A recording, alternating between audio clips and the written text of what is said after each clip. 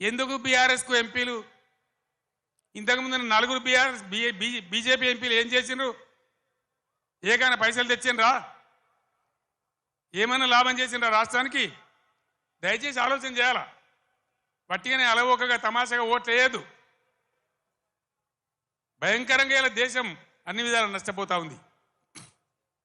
ఈ దేశంలో అవసరానికి మించిన బొగ్గు నిల్వలున్నాయి. 360 బిలియన్ టన్నుల బొగ్గున్నది. 70,000 టీఎంసీల నీళ్లు నదులలో ప్రవహిస్తున్నాయి. 40 కోట్ల ఎకరాల సాగు భూమికి సరిపడే నీళ్లు బ్రహ్మాండంగా ఉన్నాయి. కేంద్రంలో కూడా సమర్థమైన ప్రభుత్వం ఉంటే బ్రహ్మాండంగా దేశం కరెంటు కొరత లేకుండా యావత్తు దేశమే ఉండే పరిస్థితి ఉంటుంది. మొన్న నన్ను మీరు ఇక్కడ ఆగబట్టింది, బ్రేక్ కొట్టింది. కానీ మొన్న నేను ఇక్కడ గెలిచి ఉంటే ఈ పాటికి సగం దేశంలో అగ్గి పెట్టేవాడిని, శిక్షించేవాడిని, మొత్తం దేశాన్ని చైతన్యం చేసేవాడిని. చిన్న దెబ్బ తగిలింది, పర్వాలేదు, ఓర్చుకుందాం, తట్టుకుందాం. మనం ఉద్యమాలు చేసిన వాళ్ళం, ఓకే ఉన్నోళ్ళం, పేగులు దగ్గర కొట్లాడే శక్తి ఉన్నోళ్ళం, ధైర్యం ఉన్నోళ్ళం. ధైర్యంగా ముందుకు పోవాలి. మేము దళిత బంధు తెచ్చినా, చేనేత కార్మికుల కోసం తెచ్చినా, రైతు బంధు తెచ్చినా, కులము మతము జాతి ప్రసక్తి లేకుండా మైనార్టీ రెసిడెన్షియల్ పాఠశాలలు పెట్టినా, బీసీలకు పెట్టినా, ఎస్సీలకు పెట్టినా, ఎస్సీలకు పెట్టినా, కులం చూడలే, మతం చూడలే, జాతి చూడలే. ఇలా మనం కూడా తెలంగాణ జాతిగానే నిలబడాలి, కలబడాలి.